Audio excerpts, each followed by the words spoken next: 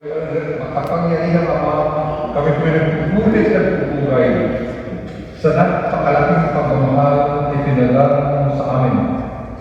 Sa sandaling ito, tinataas namin ang buhay ng aming mga kapatid na nag-iiwang ng kanilang kaarawan ng buong ito.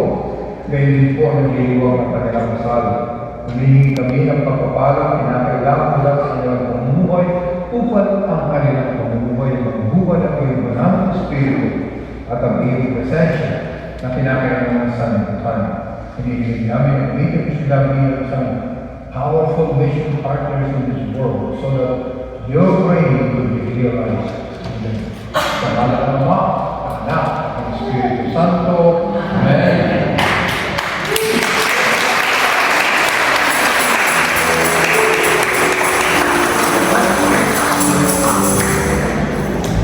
Happy birthday and happy birthday.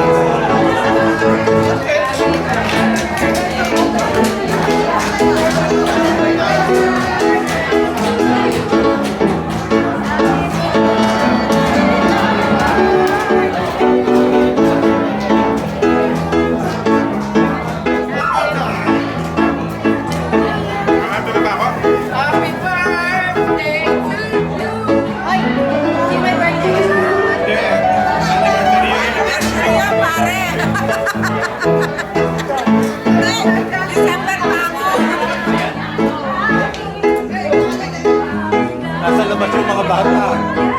Nasa labas yung anak mo. Ayun. Anak, pinatawag yata.